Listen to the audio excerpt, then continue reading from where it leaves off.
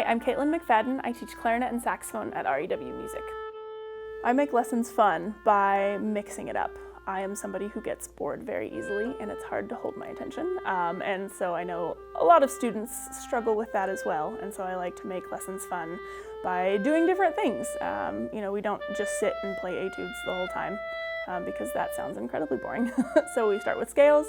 I have this fun app that I take all of the scales that they know and put it into a wheel. And I have them spin the wheel, and the wheel determines what scale we're going to play that day. And then of course we do some etudes and we do some fun music. I like to always take into account what music my student likes.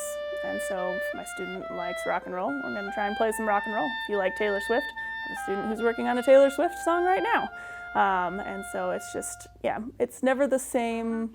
I intend to never have the same lesson twice. So whenever you come for lessons, it's going to be, you should never know what to expect, within reason.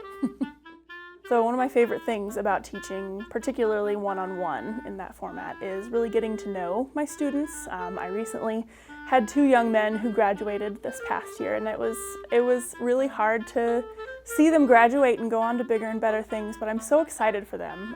But I was just very, very blessed to be able to have that one-on-one relationship, teacher-student relationship with both of them.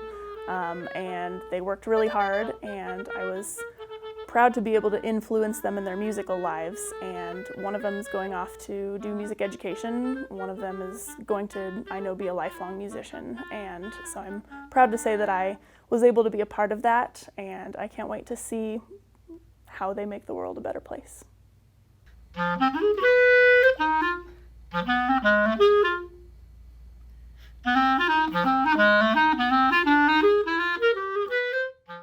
The excerpt that I played from the KMEA audition packet is Blue Shades, which is, I think, my favorite KMEA audition that I've ever experienced.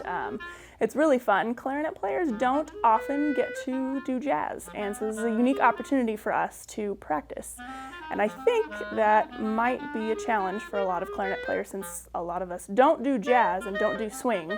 It's a new thing. So definitely spend some time feeling that out and seeing how that works. So if you don't know, swing eighth notes are not even like regular eighth notes. The first one's going to be a little bit longer, the second one's going to be a little bit shorter.